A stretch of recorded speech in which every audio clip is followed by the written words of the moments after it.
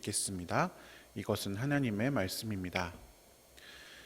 예수께서 그 자라나신 곳 나사렛에 이르사 안식일에 늘 하시던 대로 회당에 들어가사 성경을 읽으려고 서심해 선지자 이사야의 글을 들이거늘 책을 펴서 이렇게 기록된 데를 찾으시니 곧 주의 성령이 내게 임하셨으니 이는 가난한 자에게 복음을 전하게 하시려고 내게 기름을 부으시고 나를 보내사 포로된 자에게 자유를 눈먼 자에게 다시 보게 함을 전파하며 눌린 자를 자유롭게 하고 주의 은혜의 해를 전파하게 하려 하심이라 하였더라.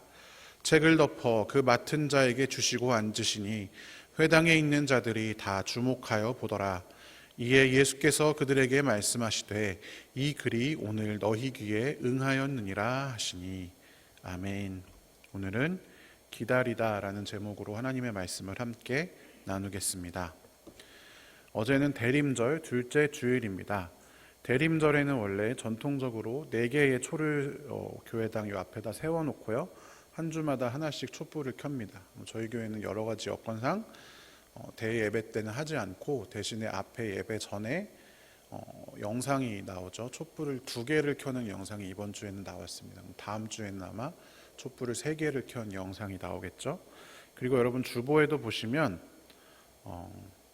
이 옆에 초가 4개가 세워져 있습니다. 첫째 주에는 초가 하나만 켜져 있고요, 둘째 주에는 2개만 켜져 있고 이렇게 기록이 됩니다. 거기에 보면 대림절 초의 의미가 쓰여져 있는데 여기서 앞에 화면에서는 아마 작아서 잘 안 보이시겠죠. 주보에 보면 대림절 2번째 초는 회개와 성찰을 뜻합니다. 이렇게 기록이 되어져 있습니다. 그 대림절의 2번째 초는 선지자를 가리키기도 하고 또 회개와 성찰을 뜻하기도 합니다. 그리고 대림절에는 교회가 사용하는 주된 색상으로 보라색을 사용합니다. 목사님이 설교할 때 가운을 입는 그런 교회도 있잖아요. 그럴 때는 스톨에 보라색을 대림절 기간에 사용합니다. 아니면 이제 교회 앞에 여기다 천을 보라색을 깔거나 이렇게 보라색 셔츠를 입기도 하죠. 왜냐하면 보라색이 참회와 기다림, 준비를 뜻하는 색상입니다. 우리 교회에서는 주보를 색깔을 바꿉니다. 교회력, 저희 대림절에는 보라색으로 지정이 되어 있기 때문에 주보에 그 띠지, 몇 월 며칠이 써져 있는 저 띠지가 지금 보라색이잖아요. 그리고 전체 앞면 컬러가 보라색에 맞춰서 이렇게 디자인이 됩니다. 그리고 이제 초록색일 때는 초록색이 되고 하얀색일 때는 하얀색이 되고 이렇게 색상이 바뀌죠. 이 보라색은 대림절과 사순절 기간에만 사용하는 색상입니다. 대림절은 예수의 오심을 준비하고 사순절은 부활을 준비하는 그런 기간이기 때문입니다.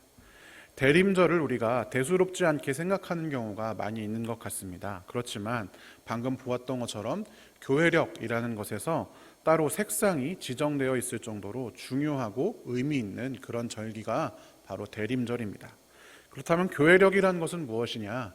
교회력은 초대교회의 교인들이 구약의 그런 기존의 성경에 나와 있는 구약의 절기들에서 벗어나서 예수의 부활이나 성령 강림 같은 그런 큰 사건들을 기념하고 절기로 지정한 것에서부터 시작되어서 시간이 지나면서 예수님의 생애와 행적을 중심으로 1년을 이렇게 구성을 한 그런 것이 됩니다. 그러니까 아주 오랫동안, 예전에 우리가 지금은 카톨릭과 개신교가 분리되어 있지만 종교개혁 이전까지는 다 그냥 모두 그리스도교잖아요. 초대교회부터. 그러니까 그때부터 쭉 이어져 온 그런 전통 중에 하나입니다. 그래서 수세기 동안 거의 한 1000년, 2000년이 되겠죠. 많은 그리스도인들이 교회력을 통해서 그리스도의 삶을 기억하고 또 함께 살아왔습니다. 그만큼 대림절은 우리에게 또한 중요하게 기억해야 할 그런 절기인 것입니다. 그 대림절 2번째 주일에 두 번째 주에 맞춰서 우리가 함께 읽은 오늘의 본문은 예수님께서 이 땅에 오셔서 공생애를 시작하실 때 가장 먼저 하셨던 그런 말씀입니다. 오늘의 본문 앞에, 바로 앞에 살펴보면 예수님께서는 악마로부터, 그러니까 마귀라고 하죠, 악마로부터 시험을 받으셨습니다.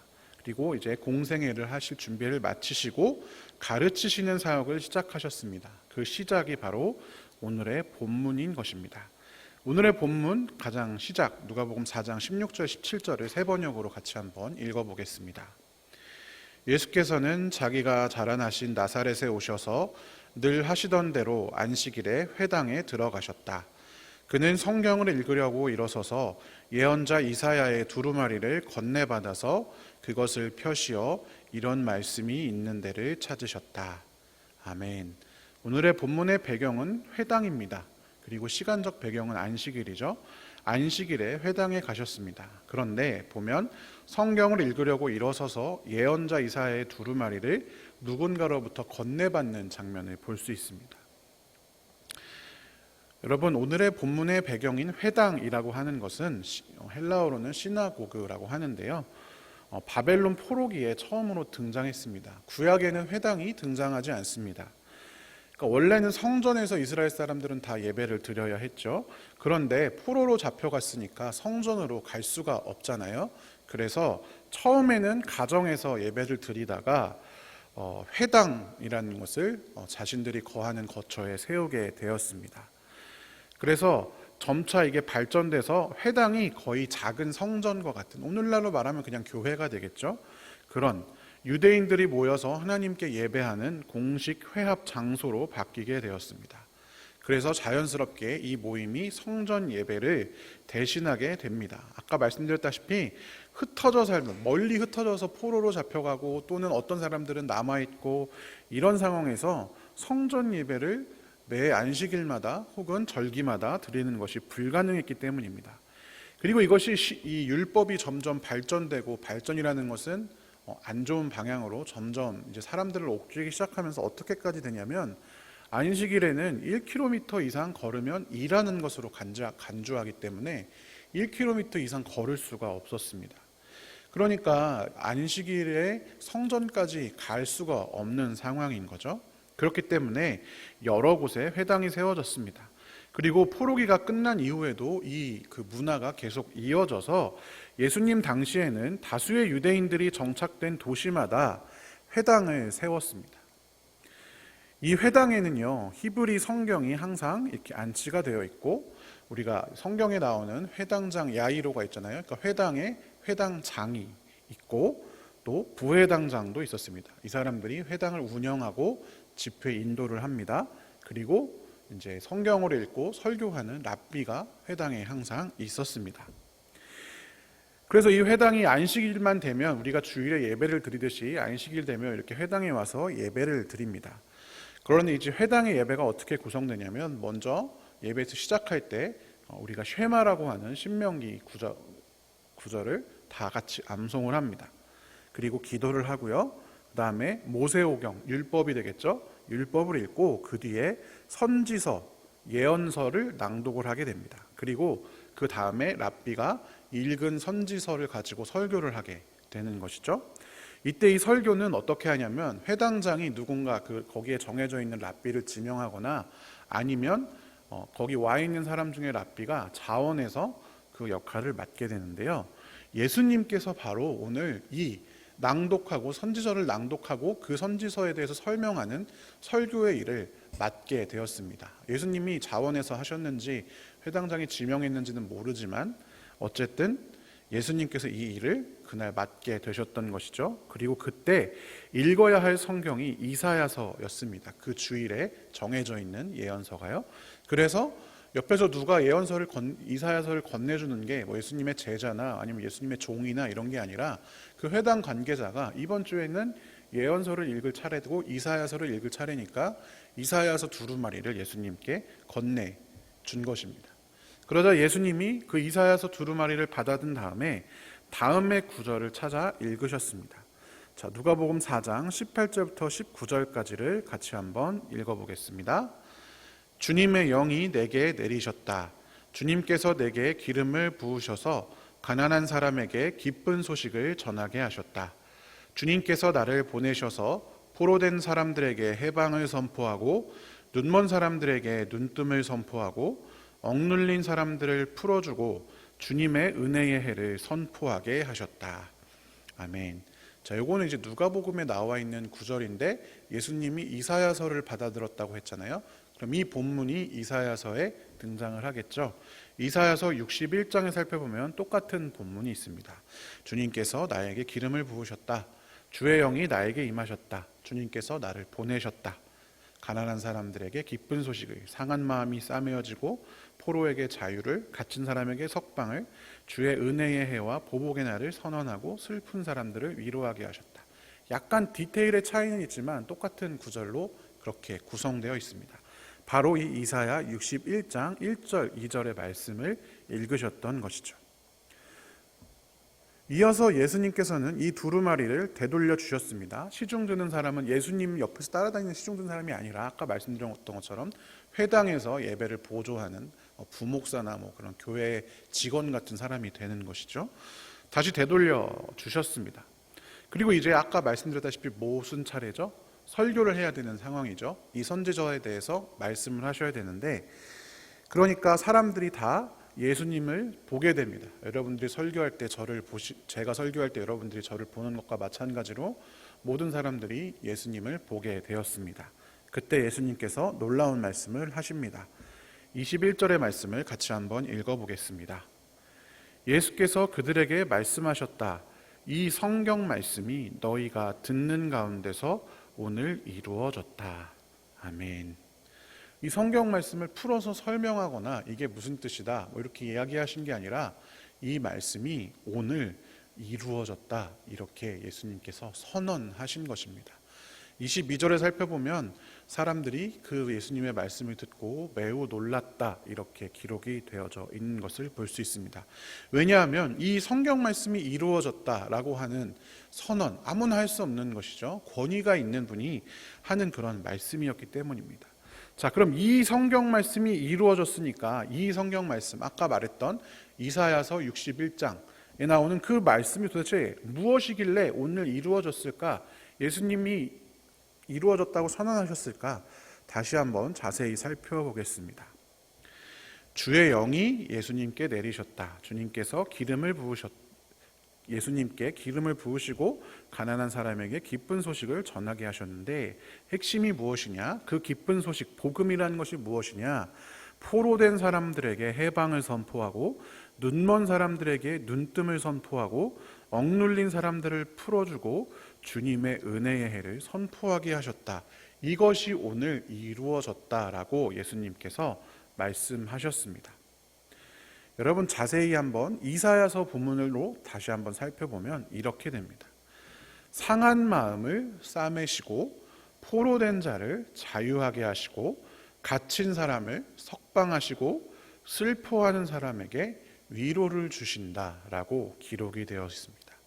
여러분 그런데 이것을 단순히 어떤 상투적인 말이 아니라 자세히 정확히 살펴보시면 여러분 마음이 상한 사람에게 가장 필요한 것이 무엇이겠습니까?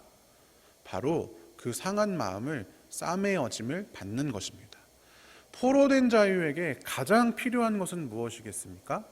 그것은 바로 포로의 이치에서 풀려나는 것, 자유를 얻는 것입니다.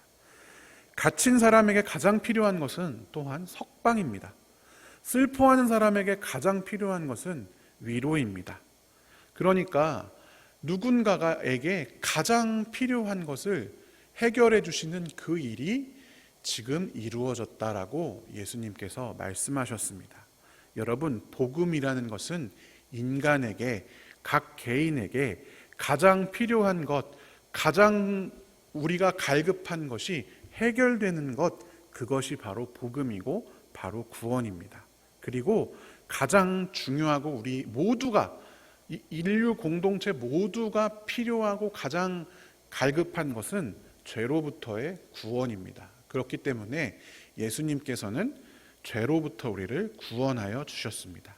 그런데 단지 그것뿐만이 아니라 그냥 죄에서 너희를 구원했다 이렇게만 말씀하신 것이 아니라 이런 것들, 상한 마음이 싸매어지고 포로된 자가 자유케 되는 그런 일이 오늘 너희 눈앞에서 이루어졌다라고 예수님께서 말씀하신 것입니다. 제가 예전에 좋아했던 TV 프로그램 중에 무한도전이라는 프로그램이 있습니다. 제가 어느 날 이게 예능 프로그램인데 보다가 운 적이 있습니다. TV 보다가 우는 거 참 이렇게 이상한 일이긴 한데 예능 프로를 보다 울었습니다. 이게 어떤 그 내용이었냐면 웨딩싱어라고 하는 특집인데 이 무한도전에 나오는 사람들하고 이제 게스트들이 축가 연습을 합니다. 그래서 결혼식 축가, 서프라이즈로 축가를 해주는 그런 내용입니다. 그러니까 평이한 내용이죠. 그런데 이 내용에서 제가 운 이제 지점이 무엇이냐면, 어느 부부가 있는데 이제 아버지가 결혼 바로 직전에, 그러니까 신부의 아버지죠. 결혼 바로 직전에 일을 하다가 감전이 되셔가지고 몸이 굉장히 다치게 됐어요. 그래서 이 신부가 이제 고민을 하다가 이제 집이 별로 풍족하지 않았던 집안이기 때문에 이제 신혼여행을 포기하고 신혼여행 갈 돈을 모아가지고 제 아버지가 치료하도록 이렇게 드렸습니다. 그래서 이제 그런 사연을 이제 써서 보냈더니 이제 무한도전 사람들이 와가지고 결혼식 때 이제 축가를 이제 해주게 되죠. 그런데 제가 거기까지는 그냥 이제 즐겁게 봤는데, 제가 울컥했던 부분이 무엇이냐면, 마지막에 이제 사람들이 이제 TV 프로그램에서 왔으니까 선물을 줍니다. 그런데 그 선물이 무엇이냐면 신혼여행권을 선물로 이렇게 주는 거예요. 제가 이거를 처음 봤을 때가 이제 결혼하고 얼마 안 됐을 때였던 걸로 기억이 나는데, 제가 이제 일생에 신혼여행이라는 건 일생에 딱 한 번만 가는 거잖아요. 그런데 이 아버지를 위해서 이제 그 딸이, 특별히 이제 신부가 그 아버지를 위해서 신혼여행을 희생한 것이죠. 그들에게 사실 가장 필요한 거는, 물론 축가 와줘서 노래를 불러주면 고맙고 감사하지만 그 신혼부부가 결핍한 것은 신혼여행이었습니다. 그런데 와서 축가를 해줬는데 거기서 끝나는 것이 아니라 가지 못했던 신혼여행을 갈 수 있도록 이렇게 TV 프로그램에서 이렇게 해주는 걸 보면서 참 감동적이다. 그리고 그때도 제가 이 오늘의 성경 구절을 떠올렸던 것 같습니다. 포로된 자에게 자유를, 눈먼 자에게 다시 보게 함을, 신혼여행을 가지 못한 신혼부부에게는 신혼여행이 가장 필요하고 갈급한 것입니다. 그리고 예수님은 바로 그런 존재로 우리에게 찾아오셨습니다. 그 신혼여행을 못 간 부부에게 무한도전 팀이 찾아와서 신혼여행을 선물해 준 것처럼, 우리에게도 예수님께서 찾아오셔서 우리가 가장 필요한 것, 우리가 가장 갈급한 것, 우리의 영혼에 가장 당장 필요한 것들을 해결하여 주십니다. 그리고 지금 이 말씀이 너희에게 이루어졌다, 이렇게 선포하신 것입니다. 우리는 구원을 지나치게 신학적으로만 생각하는 경향이 있습니다. 단지 죄로부터의 구원만이 구원의 전부가 아닙니다. 복음은 우리가 가장 필요하고 갈급한 것을 예수님께서 해결해 주신다는 뜻이기도 합니다. 가장 간절히 원하는 것, 가장 우리에게 갈급하게 필요한 것을 예수님께서 오셔서 해결해 주십니다. 그러하기에 성경에서 말하는 자유라는 것이 가능합니다. 예수님께서 우리에게 오셔서 우리가 가장 필요한 것들을 해결해 주시기 때문에 우리의 영혼이 거기에 얽매이지 않고 자유를 얻게 됩니다. 총체적인 구원이고 존재 자체의 구원입니다. 인간 자체가 죄에서 벗어날 뿐만이 아니라 예수 그리스도라는 존재를 통해서 진정한 자유를 얻게 됩니다. 우리가 오늘 이 새벽에 나와 기도하고 세상을 살아가는 지혜를 구하는 것도 다 우리 각자의 어려운 상황에서 구원받기 위해서입니다. 제가 오늘도 설교하러 나왔지만 저 역시도 마찬가지로 인생을 살면서 고통과 고난의 시간에 나 혼자 힘으로, 내 믿음만으로 어떻게 할 수 없을 때, 주님 나를 좀 구원해 주십시오, 나를 이 상황으로부터 벗어나게 해 주십시오 라고 기도하게 됩니다. 우리의 힘으로 도무지 이겨낼 수 없는 어떤 어려움을 구원자 예수 그리스도를 통해 구원받고자 하는 간절한 마음의 순간들이 우리 각자에게 있습니다. 오늘 제가 앞서서 교회력에 대해서 말씀드렸는데, 통합교단에서 나오는 교회 달력, 교회력을 살펴보면 대림절에 대해서 이렇게 설명합니다. 잘 안 보이시겠지만 제가 한번 읽어보겠습니다. 대림절은 교회력의 시작이며 4주간 계속된다. 이때 그리스도인들은 예수 그리스도의 오심을 생각하고 준비한다. 그리고 다음과 같은 점에 집중한다. 1. 사람의 몸으로 이 땅에 처음 오신 예수 그리스도. 2. 말씀과 성례전을 통하여 오늘도 사람들에게 오시는 예수 그리스도. 3. 마지막 심판날에 최후로 오시는 예수 그리스도. 이 세 가지 중에서 오늘 우리가 함께 집중하고자 하는 것은 말씀과 성례전을 통하여 예수님께서 오늘도 우리에게 찾아오신다라는 바로 이 사실입니다. 예수님께서는 오늘도 오십니다. 초림과 재림에만 예수님이 오시는 것이 아니라 우리에게 오늘도 찾아오십니다. 우리 생명을 구원하시고 죄에서 구원하신 것뿐만이 아니라 일상의 크고 작은 어려움에서 구원받기를 원하는, 간절히 원하는 그런 사람들에게 오늘도 말씀을 통해서 찾아오십니다. 그리고 오셔서 더 이상 그 문제가 우리를 억죄지 못하도록 하십니다. 돈이 가장 필요하면 돈을 주실 수도 있고, 아니면 그것이 더 이상 우리에게 중요하지 않다라는 것을 깨닫게 하시기도 합니다. 또 다른 방법으로 우리가 그것들을 해결받게 됩니다. 재림을 기다리는 삶은 그래서 가능합니다. 아무 기약 없이 그저 기다리는 것이 아니라 오늘도 말씀을 통하여 우리에게 오셔서 이 기다리는 삶을 능히 살 수 있도록 우리가 가장 필요한 것을 채워주시는 예수 그리스도의 은혜, 주의 인도하심을 경험하며 우리가 기다리는 삶을 살아갈 수 있는 것입니다. 사랑하는 성도 여러분, 각자 가지고 계신 고민과 기도 제목들, 어려움들 있으실 줄 압니다. 예수님께 이 시간에 함께 다 쏟아내시기 바랍니다. 그리고 이 사실을 믿으십시오. 예수님께서 이렇게 말씀하셨습니다. 오늘 이 일이 너희에게 이루어졌느니라. 우리에게 필요한 것을 채우시고 우리에게 필요한 가장 중요한 놀라운 지혜들을 우리에게 채워주실 줄 믿습니다. 함께 기도하겠습니다. 사랑의 하나님, 감사합니다. 오늘도 우리에게 찾아오셔서 기다리는 삶을 능히 살아갈 수 있도록 인도하여 주시니 감사합니다. 하나님, 우리가 이 땅에서 예수 그리스도를 기다리는 삶, 예수 그리스도의 자녀로 증거하며 살아가는 삶이 쉽지가 않습니다. 세상 사람들은 다 이렇게 사는 것이 옳다 이야기하지만 우리는 그것에 거슬려서 살려고 하다 보니 때로는 바보 같기도 하고, 때로는 이게 맞나 싶기도 하고, 때로는 하나님이 정말 계신 건가 의심하기도 합니다. 하나님, 그러나 그럴 때마다 우리에게 가장 필요하신 것을 해결하러 오신 예수님을 다시 만나게 하여 주시옵소서. 주님, 우리가 간절히 우리의 원하는 것, 우리의 바라는 것, 우리에게 정말 필요한 것을 주님께 아뢰을 때 하나님의 방법대로 우리에게 채워주실 줄 믿습니다. 우리가 원하는 것, 우리 마음이 이것을 원한다고 생각하지만 정말 필요한 것은 다른 것일 수 있습니다. 그럴 때라도 우리가 그것을 분별할 수 있는 분별력을 또한 허락하여 주시고, 그것을 발견할 때 보물처럼 여기며 하나님의 뜻을 잘 순종할 수 있도록 인도하여 주시옵소서. 하나님, 오늘도 정말 인생의 어려운 순간들을 가지고 하나님 앞에 나아오는 귀한 성도들의 그 신음소리, 그 부르짖음, 그 간절한 기도, 소리조차 낼 수 없어 흐느끼기만 하는 그 간절한 음성을 주님 들어주시고 주의 뜻대로 우리 삶 가운데 연락하여 주시옵소서. 감사드리며 살아계신 예수님의 이름으로 기도드리옵나이다. 아멘. 우리 주여 믿습니다. 3번 부르짖고 기도하겠습니다. 주여 믿습니다. 주여 믿습니다. 주여 믿습니다.